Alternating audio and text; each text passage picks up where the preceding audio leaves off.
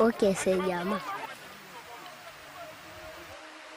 Tous, enfants comme adultes, cherchent du diamant.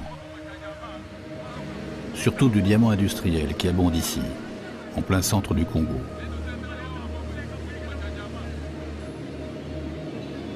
Ces rivières coulent sur les hauteurs de Mbujimai, une ville du Kasaï oriental. Ils viennent par milliers, par dizaines de milliers, arracher à la boue de petits morceaux de minerai. Hommes, femmes, de tous âges, de toutes conditions, et des enfants. Une multitude d'enfants qui cachent dans leur bouche les petits morceaux de diamants que plus tard, ils vont essayer de revendre à des trafiquants. En majorité, ils ont été abandonnés ou rejetés par leur famille. Leurs parents ne pouvaient plus les nourrir, ou n'en voulaient plus, comme des objets inutiles qu'il faut écarter. Parmi eux, parmi ces pauvres des pauvres, d'autres encore, sous le coup d'une accusation dont ils ne peuvent se défendre et qui brise à tout jamais leur jeunesse et peut-être leur vie. Papa et maman m'ont chassé de la maison en me disant que je suis sorcière. Alors, je traîne dans les mines. Et tu es parti seul? Ils m'ont chassé avec ma sœur. Et toi, quel âge as-tu? 10 ans. Qu'est-ce que vous faites sur la mine? On ramasse du gravier, on le tamise. Après, on essaie de vendre les diamants. D'autres acceptent l'accusation. Ils sont des démons, en sont persuadés. On le leur a répété depuis toujours, et ils n'en doutent plus. Oui, nous sommes sorciers et nous allons danser près de la rivière. On danse toute la nuit. Tu veux rester sorcier toute ta vie? Non, je veux m'en sortir. Et puis je cherche des aides pour quitter la mine. Tu as déjà vu le diable? Oui, j'ai déjà vu le diable. Où est-ce que tu l'as vu? Je l'ai déjà vu la nuit, là où je danse pendant la nuit.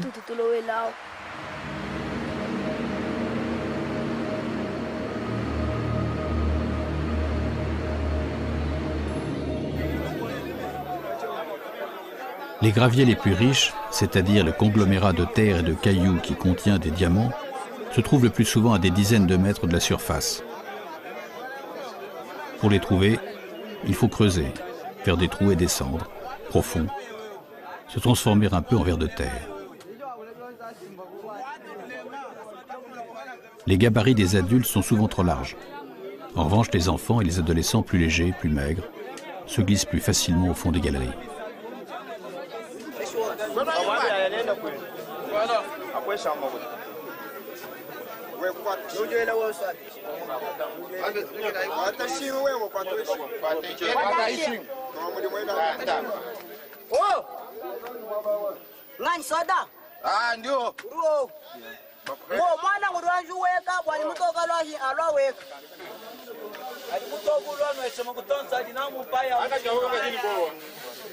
Ceux qui acceptent d'aller en bas, malgré les risques, touchent la même part de diamants que les adultes. Car il y a des risques. Éboulement de la mine, et plus souvent encore, des inondations. Il arrive que la mine se remplisse brutalement d'eau.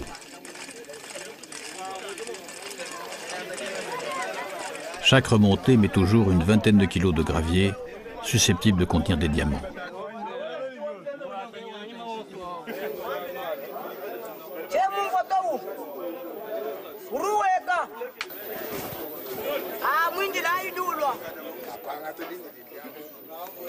Pour descendre, il suffit de passer une jambe dans une boucle de la corde et de s'agripper. Il faut aussi contrôler sa respiration.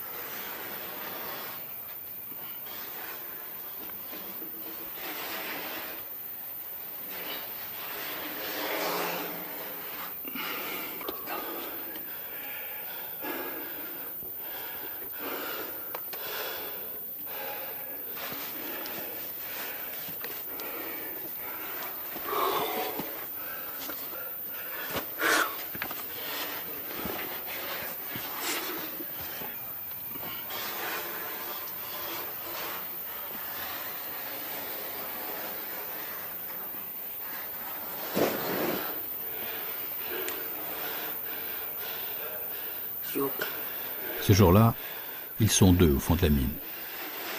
Jembo, 13 ans, et lui, plus âgé.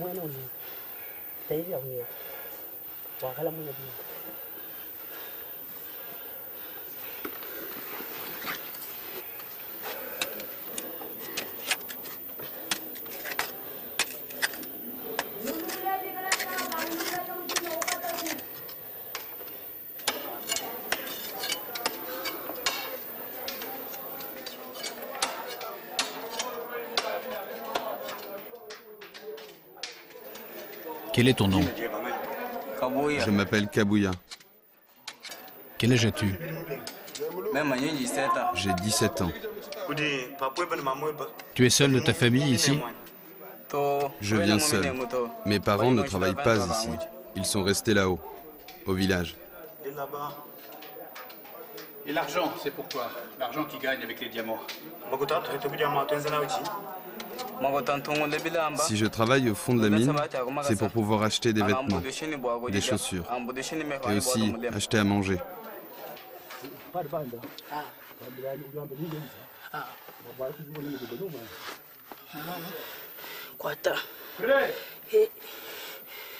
Bon, tirez, tirez.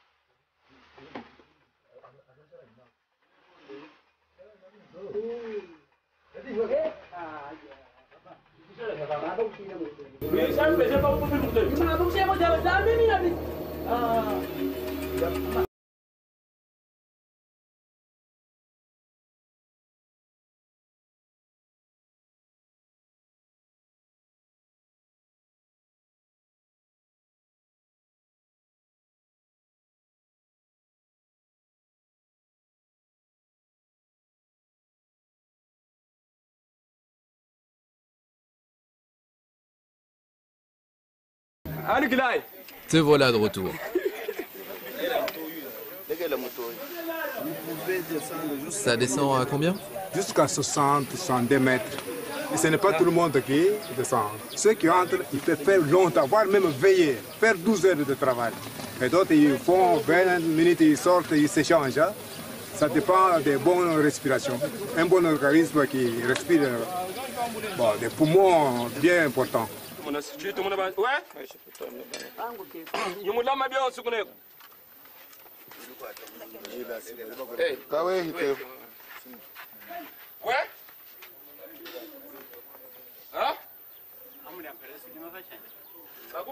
Il y a des enfants sorciers, les enfants abandonnés.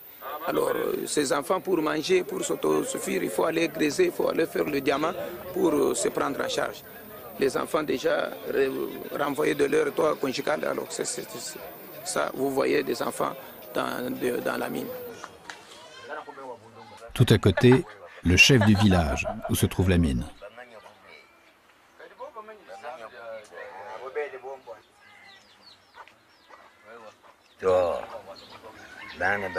Les enfants ne peuvent pas aller au fond des mines pour creuser. Normalement, c'est défendu. Mais nous avons vu des enfants au fond de la mine.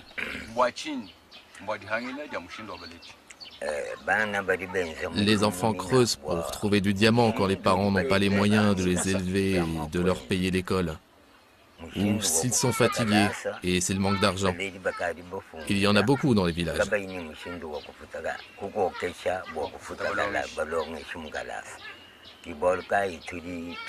C'est pourquoi on voit ces enfants qui souffrent pour aller travailler la journée ou même après l'école.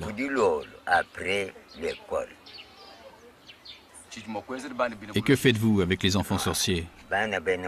Si nous voyons qu'un enfant est sorcier, il y a des clairvoyants. On se rapproche des prophètes ou des magiciens pour que l'enfant soit réparé, pour que les enfants soient nettoyés, pour que la sorcellerie prenne fin auprès des enfants, pour que le diable s'en aille.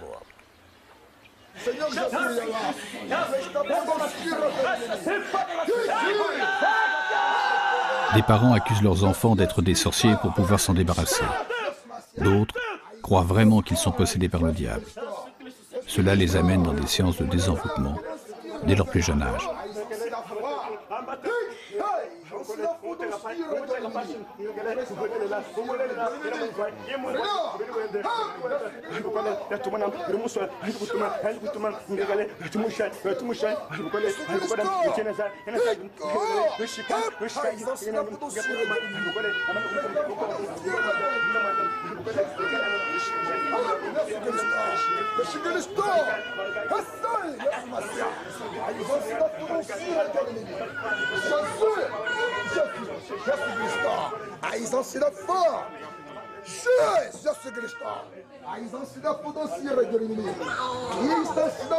Ce que vous voyez, c'est l'œuvre de Dieu qui est en train de se faire.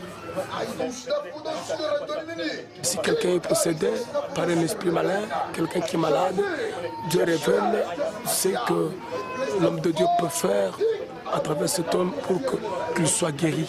Ce qu'on est en train de faire là où il y a quelqu'un, là où il y a deux personnes assises sur la natte, oui. Il est en train de délivrer quelqu'un qui était possédé.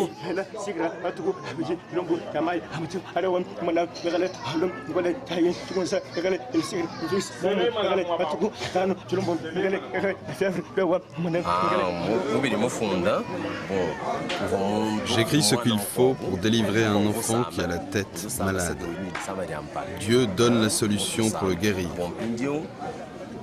Du sel, des huiles et des oignons qu'il faut séparer et puis préparer. La sorcellerie est une puissance démoniaque que Dieu délivre. Mais ça dépend maintenant de la volonté de celui qui est possédé. S'il arrive au Seigneur, on prie pour lui. Le Seigneur montre ce qu'on doit faire pour lui afin qu'il soit délivré. Celui qui ne veut pas être délivré, abandonne la prière, n'a pas besoin de Dieu. Celui-là peut aller en cours de route, il peut aller au marché. Aller au marché. À Mbuji-Mayi, cela a un sens bien particulier, cela veut dire quitter le monde normal. Mbuji-Mayi est une ville tentaculaire de la République du Congo, au centre de la zone diamantifère. Plus de 3 millions d'habitants vivent dans ce qui ressemble toujours, vu de haut, à une forêt. Peu d'immeubles, peu de voitures, et partout la foule danse, vivante. À chaque coin de rue, des groupes de mototaxis. Les voitures ici sont rares. Et partout, des églises, innombrables, tonitruantes.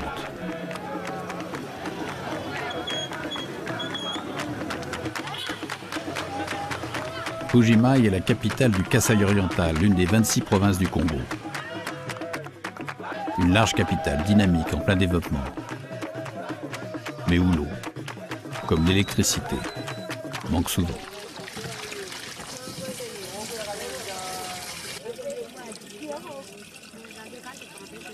La ville montre sa misère. Quand vient le soir, les vieilles femmes sans ressources se regroupent pour demander l'aumône dans les jardins du gouverneur.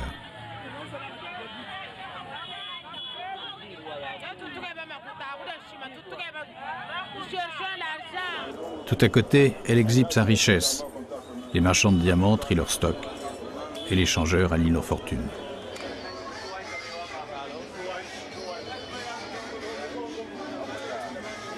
Mbuji-Mayi est née du diamant, elle n'existerait pas sans lui. La ville et ses alentours possèdent toujours parmi les plus importants gisements du monde de diamants industriels. Elle surprend par l'abondance de comptoirs de diamantaires, et aussi par le nombre d'enfants, en groupe ou solitaires, des foules d'enfants souvent abandonnés, et parmi eux, depuis le milieu des années 90, de plus en plus de petits sorciers. Faute à la multiplication des églises et des sectes, faute aussi aux guerres qui ont ravagé le pays entre 1996 et 2003, et à la pauvreté qu'elles ont engendrée. Le phénomène touche toute l'Afrique de l'Ouest et du Centre, mais plus encore le Congo et cette ville de Mbuji-Mayi. Ici, diamants et sorcellerie forment un tandem qui condamne des milliers d'enfants à vivre et quelquefois à mourir dans les mines.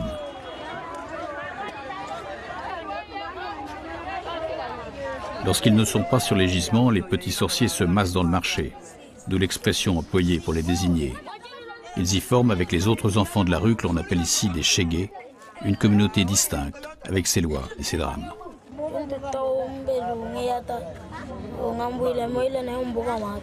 Mon père me frappait avec un coup de machette et me disait « Tu quittes la maison parce que tu es méchant ».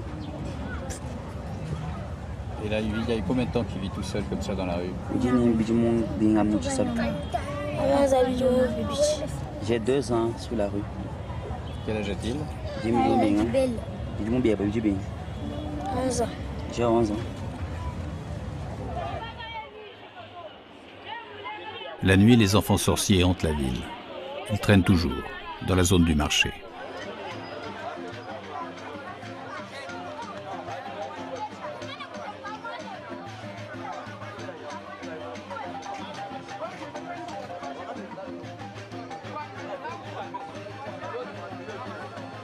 L'obscurité n'est souvent trouée que par les phares des motos.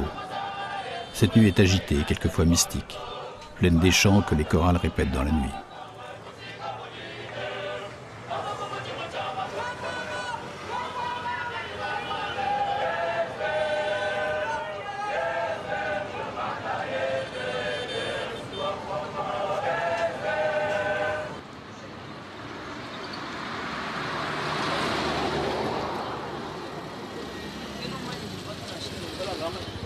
Quand le temps est sec, les enfants s'installent dans les caniveaux pour être à l'abri du vent.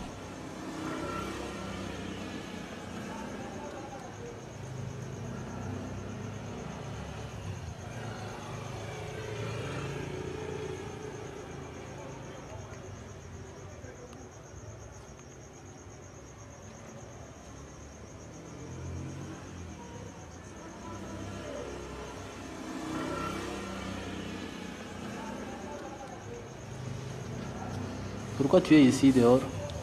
C'est maman qui est venue me laisser. Ta maman qui est venue te laisser ici? Pourquoi? Parce que papa est déjà mort. Maman a pris l'autre mari. Ce mari-là a dit à maman qu'il ne prendra pas les charges de l'autre enfant. Quand tu vas me mort de mon argent, tu vas pour les charges de mon enfant. Encore maman a accepté ce mari-là parce qu'il a beaucoup d'argent. Mais maman a refusé moi. Maman t'a refusé toi? Tu étais seule chez toi ou bien il y avait aussi tes grands frères, tes petites soeurs? Tu étais seule? J'étais seulement seule. Tu étais seule, hein? Maintenant, quand maman a pris l'autre mari, elle a aussi d'autres ses enfants avec ses papas-là. Et moi aussi, j'ai dit que maman n'est mis pas au monde. Quand elle va mieux au monde, tous ses enfants, ça va mourir. Les enfants vont mourir. C'est toi qui veux assez que les enfants meurent parce que maman t'a laissé. Est-ce que tu es sorcier quand tu dis ça? Non, non. Tu n'es pas sorcier. Mais pourquoi tu veux que les enfants de maman meurent? C'est la sorcellerie, non? Ah. Tu étudiais? Seulement auparavant. Auparavant, hein? Maintenant, si maman veut venir te récupérer ici et dit, son mari là accepte que tu rentres à la maison, tu vas rentrer? Tu vas rentrer chez maman, hein?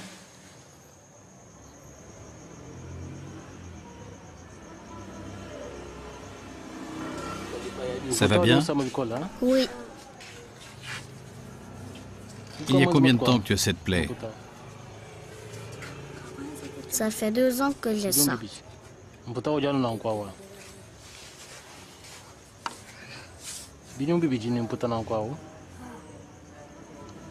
pas de médicaments? Non, je n'ai pas de médicaments. Soulève plus haut. Comment tu t'es fait ça? C'est une vieille plaie qui s'est réouverte.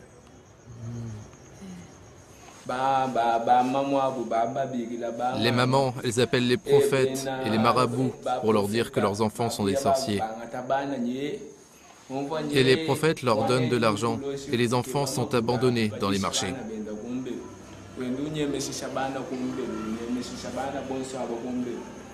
Les mamans disent qu'elles ne veulent pas les reprendre parce qu'elles disent qu'elles vont être ensorcelées. Les enfants, on les appelle les enfants du marché. Ben, un marché, ça n'a jamais mis un enfant au monde. Tous les matins, un pasteur réunit des enfants sorciers sur un emplacement du marché.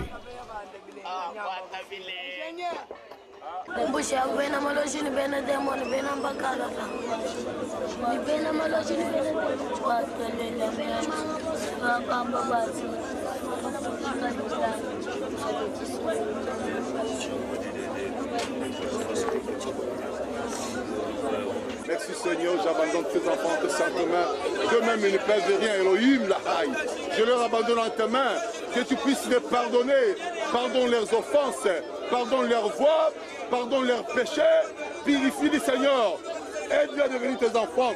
La sorcellerie rend l'homme aveugle. Dans son palais, tout se crie. Dans la maison de l'Éternel, tout se crie.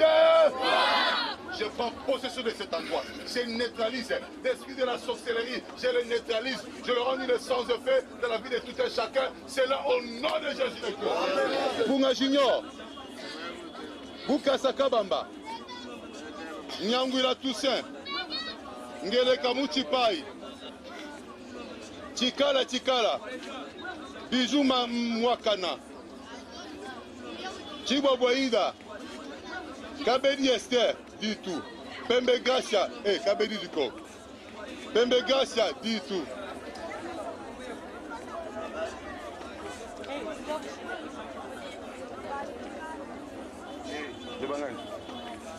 Bunga Benjamin. Qu'est-ce que vous faites? J'écris leurs noms, je vais les arranger, je vais les connaître tous.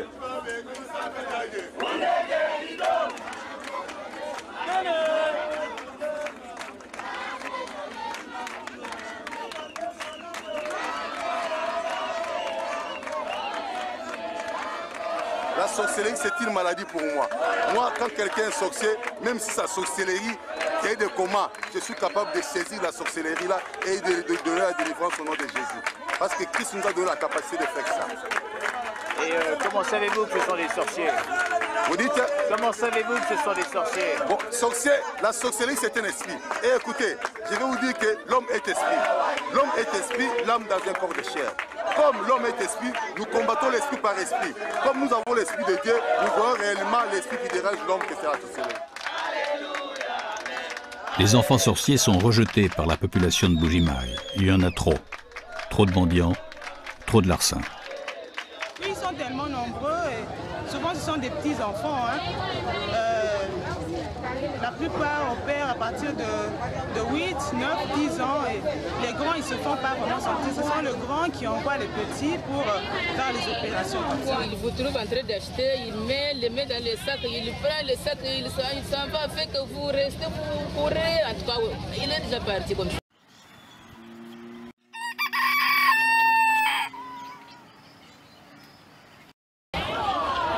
Ces images ont été tournées par une télévision locale. Elles montrent les événements de 2004. Cette année-là, des enfants de la rue sont accusés de tentative de viol. La foule leur donne la chasse. Ce samedi, des groupes de créateurs du diamant auxquels se sont joints d'autres couches sociales se sont mis à rechercher les vrais ou faux chégués dans le but de les punir ou les exterminer tout simplement. C'est ainsi que l'on a observé des scènes incroyables. Cette chasse va durer plusieurs jours. 40 enfants seront assassinés. La plupart lynchés, aspergés d'essence et brûlés vifs ou tirés au fusil comme du gibier.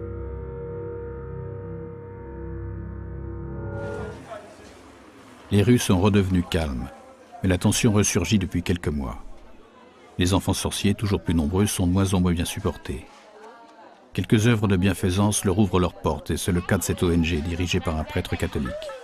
Il recueille les enfants et les met à l'abri. nous les écoutons, nous entendons ce qu'ils disent.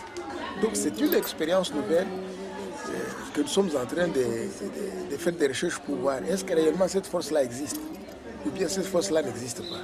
D'où vient que ces gens disent que je m'investis d'une force et cette force me commande de faire du mal. Parce que certains enfants ont été même torturés par leurs parents pour qu'ils disent qu'ils sont sorciers et qu'en réalité ils ne le sont pas. Est-ce que vous voyez un changement de comportement, vous qui vivez avec eux, avec ces enfants? Vous les voyez différents selon les heures du jour? Non, durant les heures du jour, ils ne sont pas différents. Mais quand nous commençons par exemple à prier, vous voyez certains commencent à fuir pour ne pas venir à la prière. Quelques églises se sont spécialisées dans la dénonciation des enfants sorciers. Ces églises, dites du réveil, sont des dizaines et elles rivalisent pour attirer les fidèles.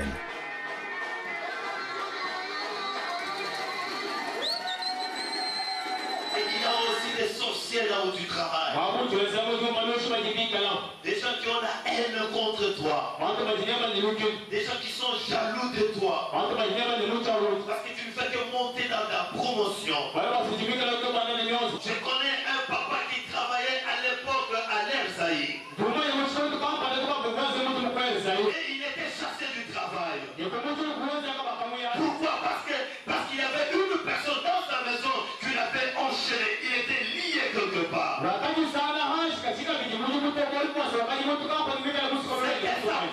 C'était sa propre fille qui était sorcière dans la maison. Il faut faire beaucoup d'attention, mon frère, ma soeur. Dans des parcelles où il y a beaucoup de gens, il faut faire beaucoup d'attention. Ne reconnaissez pas le cœur de tes voisins. Alléluia. Amen. Alléluia. Amen. Alléluia. Amen. Quelquefois, les offices prennent le caractère de divertissement. Ils sont applaudis par des milliers de spectateurs.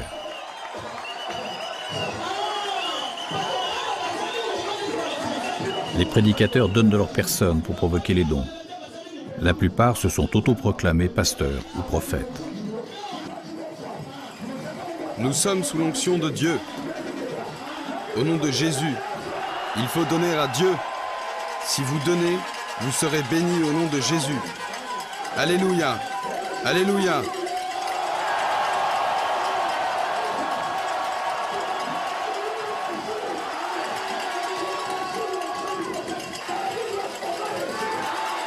On va réussir.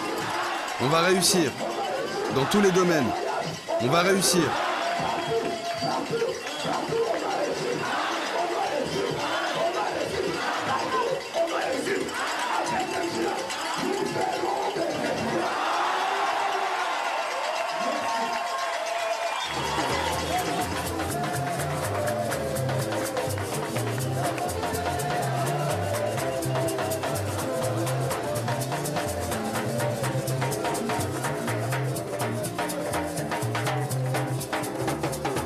Un enfant sorcier, c'est un enfant qui est possédé d'un esprit mauvais, un esprit démoniaque.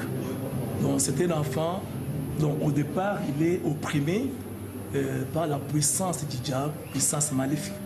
Et après, il reçoit un esprit mauvais, dont il est possédé, il est habité par un esprit mauvais. Et comment constatez-vous cette présence d'un esprit mauvais? Donc on peut le constater tout d'abord par son caractère, par les agissements qui sont anormaux.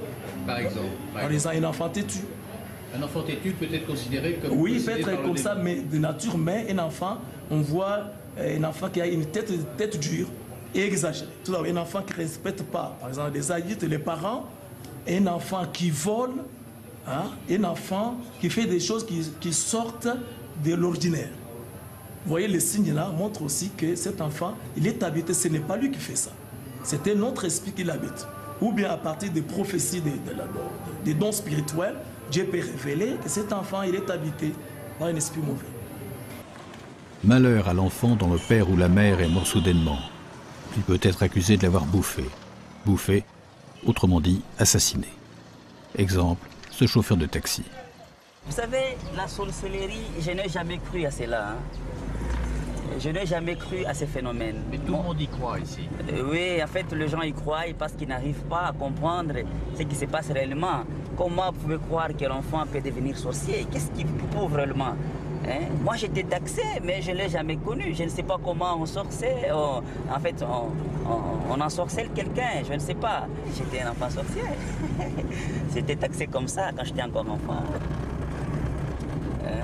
Qu'est-ce qui s'était passé? C'était juste après la mort de mon père. La famille est venue en disant que c'était nous, les enfants, qui avons bouffé notre papa. Et c'était vraiment terrible à cette époque-là. C'était terrible.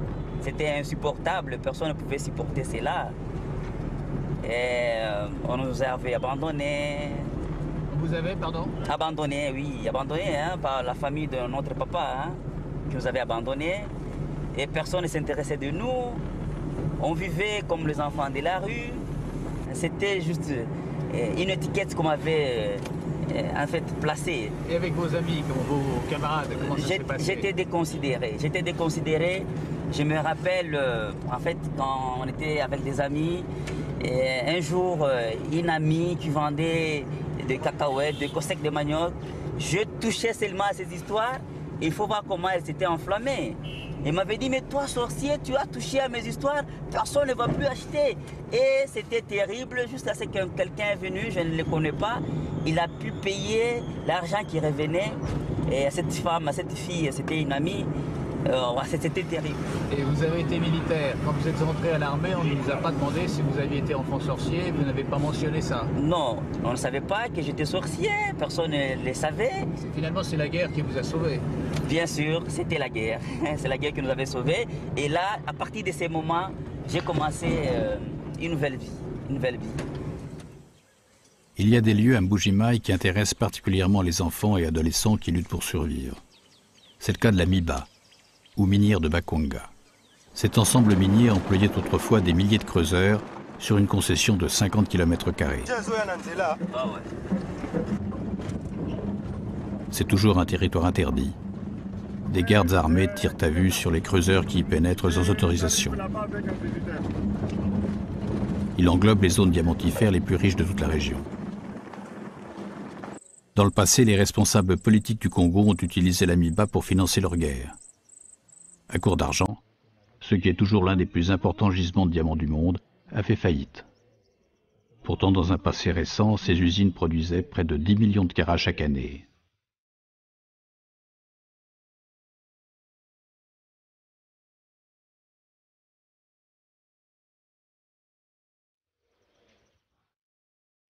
Les ouvriers qui restent, il y en a encore plusieurs milliers, perçoivent toujours une partie réduite de leur salaire et attendent son redémarrage complet.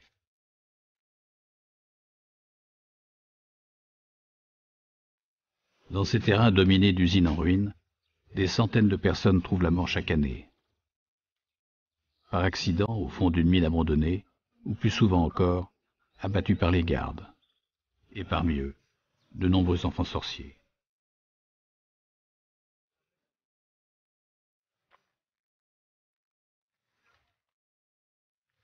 La nouvelle direction de la Miba essaie de remettre en marche certaines de ces installations. Elle développe aussi les dragues qui travaillent directement dans la rivière qui traverse la zone. Quelques milliers de carats ont été vendus en 2011. Mais le braconnage et les luttes sanglantes qu'il provoque perturbent toujours les débuts de l'exploitation. Il y a des bandits à mer qui viennent chercher les diamants de force qui n'ont pas autorisé. C'est ce qu'on appelle les suicidaires. C'est pourquoi on a mis des policiers miniers pour défendre contre les suicidaires. Et quelquefois, il y a des échanges de coups de feu, Parfois, chaque jour ici, vers 16h du matin, 16h ou bien 6h du matin, les suicidaires viennent changer de coups de feu avec nos policiers qui sont sur place. On rencontre quelquefois les enfants, mais il y a les enfants qui viennent pas pour faire les diamants, mais pour faire autre chose. Quoi? Qui sont en train, par exemple, de suivre les creuseurs pour leur vendre de l'eau. On a l'impression qu'il y a une sorte de tolérance quand même, non? Non, il n'y a pas de tolérance parce qu'ici on les attrape, on va avec on les attrape, on les achemine à la surveillance. Il a 15 ans.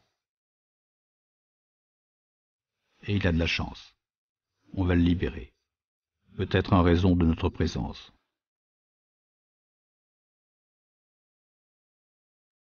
Sans nous, il aurait attendu des jours ou des semaines avant que cette porte ne s'ouvre.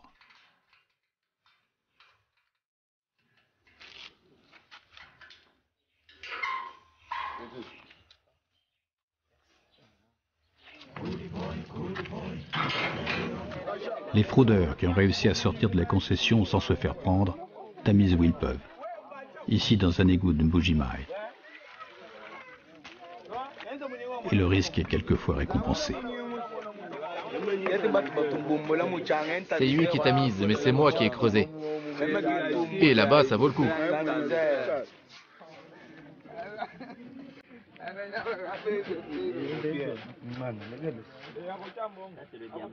Oui, c'est diamant.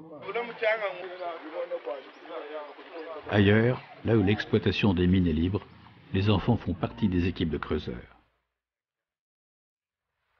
Ils travaillent volontairement et touchent, comme les adultes, mais dans une proportion plus faible, une part des diamants trouvés au fond des mines. Ils ne demeurent pas seulement confinés dans les trous. C'est eux qui ont souvent la charge de tamiser le gravier pour en dégager les petits morceaux de minerai.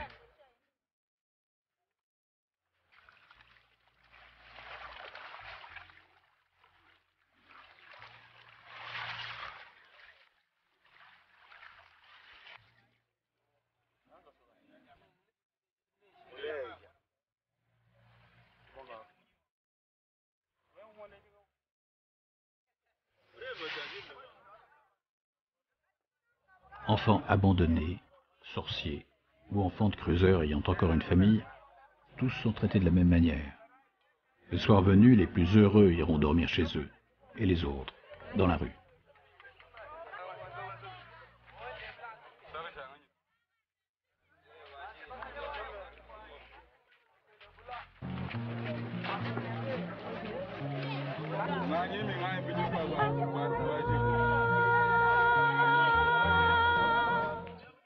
Les premiers trafiquants, c'est le nom que l'on donne ici aux acheteurs de diamants, attendent tout à côté des mines.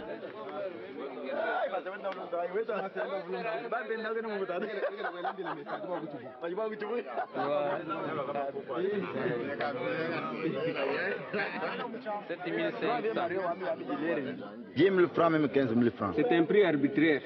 15 000 francs, c'est-à-dire 15 $. C'est la fin, 15 $. 15 $ le diamant. 15 $, monsieur.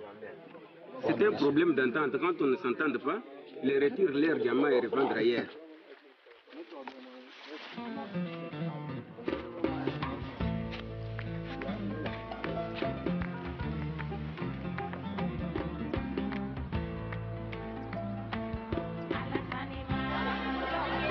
Certains enfants travaillent en solitaire. Ils tamisent tout ce qu'ils trouvent, partout. Et là encore, quelquefois avec succès. Ils tamisent dans ce marché à quelques centaines de mètres des premiers comptoirs d'achat.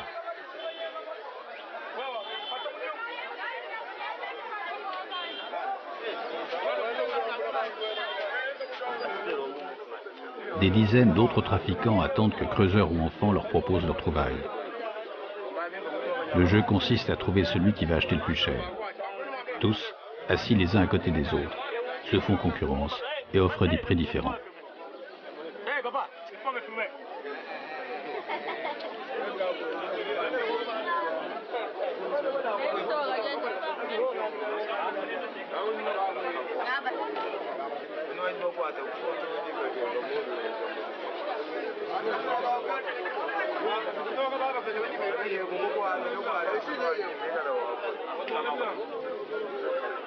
Moi, tout ce que je veux, c'est trouver l'argent que ça vaut et qu'on me paye.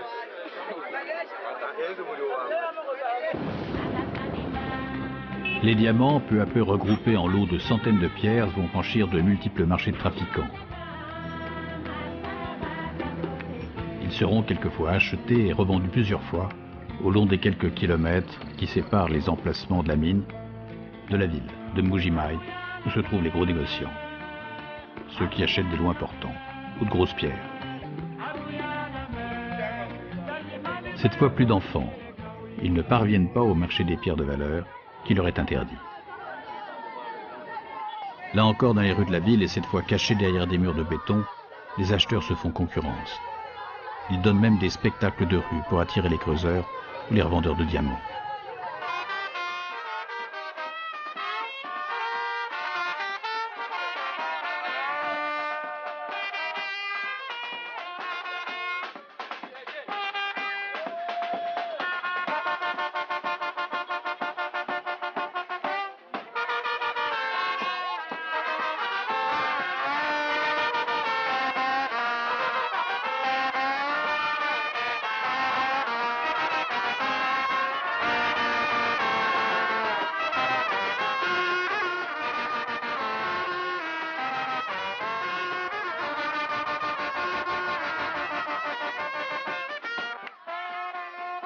Le concert se termine par une distribution de billets de banque.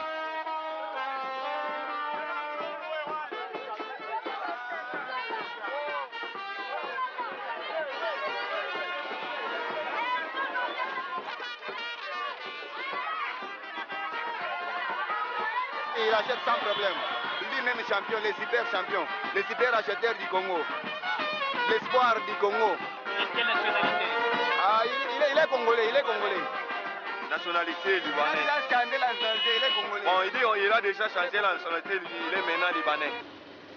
La plupart des marchands sont libanais, et tous ont un lien direct avec Anvers, en Belgique, où se trouve le principal marché de diamants du monde. 0,79. Combien? Quand un enfant trouve un diamant, qu'est-ce qu'il en fait? Il le donne à son père. Vous le savez, ils en trouvent même sur le sol. Alors, il le donne à son père, à sa famille. Son père va le prendre et venir le vendre.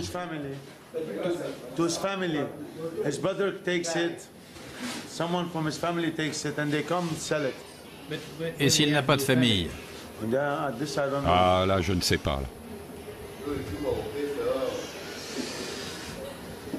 Cela arrive parfois qu'un enfant vous propose une pierre? Non, jamais. Vous savez, quand quelqu'un vient ici, vous ne savez jamais d'où il vient, qui il est, ce qu'il fait dans la vie. Vous ne savez pas s'il a acheté un diamant à un enfant et s'il vous le revend ensuite. Ah, ça, je n'en sais rien, mais je ne pense pas. Vous savez, ils travaillent là-bas. Ils creusent pour le diamant. Mais ce qui se passe dans les mines, je n'en sais rien. Je n'ai pas le droit d'y aller. Vous avez besoin d'une autorisation pour y aller? Non, on n'a pas le droit d'y aller.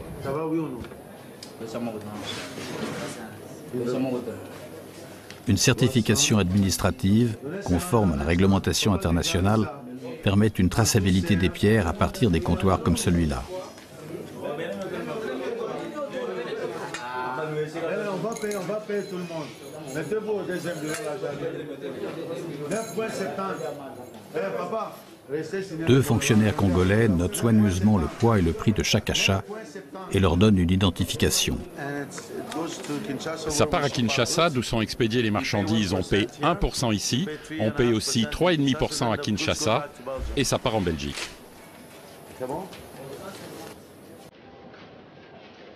Personne ne contrôle l'origine exacte des pierres. Personne ne sait vraiment d'où elles viennent, qui les a trouvées et dans quelles conditions.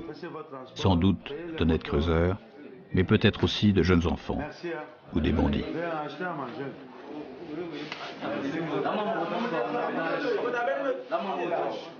Il a pris l'argent pour payer les moteurs.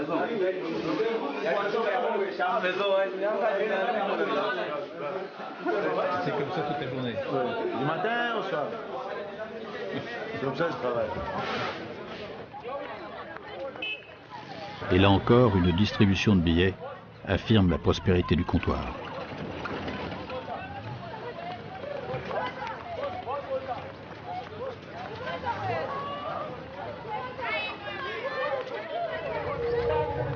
Diamants, argent et misère, réunis dans un même lieu, provoquent des violences.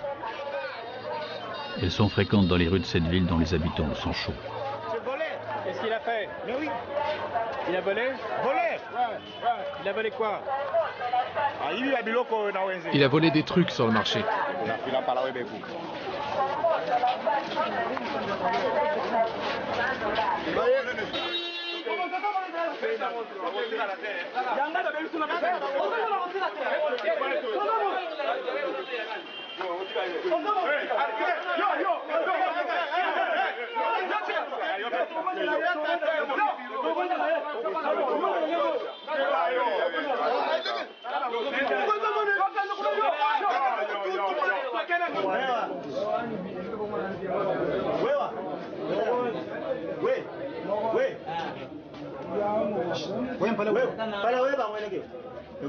Et toi, monte tes dents. Fais voir ce qu'ils t'ont mis.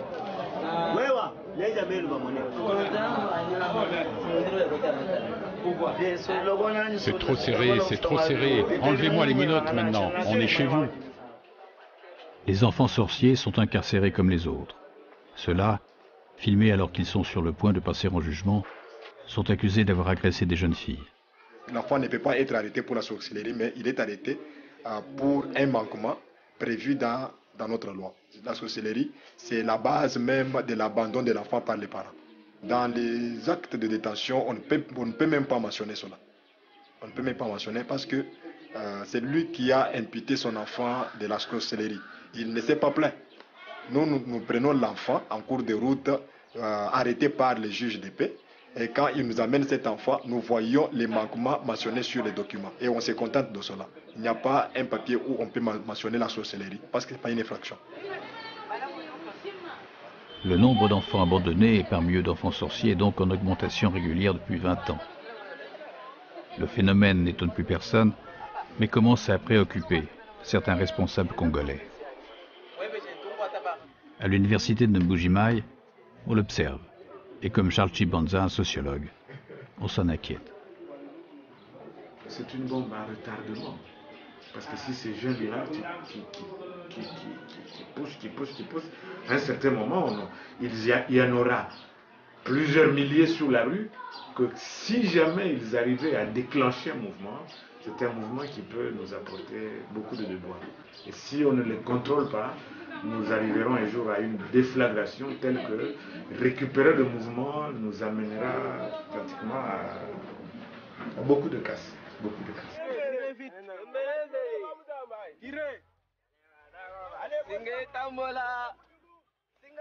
Ignorant les interdits, les enfants continuent à descendre au fond des mines. Ce sous-sol, malgré les trésors qu'il renferme, ne permet pas de nourrir la population du Kasaï. Bien au contraire, le diamant est un facteur de désintégration sociale. Les creuseurs font confiance à leur chance. Ils espèrent trouver les pierres qui leur permettront de faire fortune en peu de temps. L'agriculture et l'artisanat sont délaissés et les structures familiales en partie détruites. Ici, dans cette partie du centre de l'Afrique, les enfants abandonnés, et en particulier les enfants sorciers, sont donc les premières victimes du diamant. Il y aurait près de 15 000 enfants qui travaillent dans ces trous. 15 000 qui rêvent d'aller à l'école, ou tout simplement d'être acceptés, d'être aimés.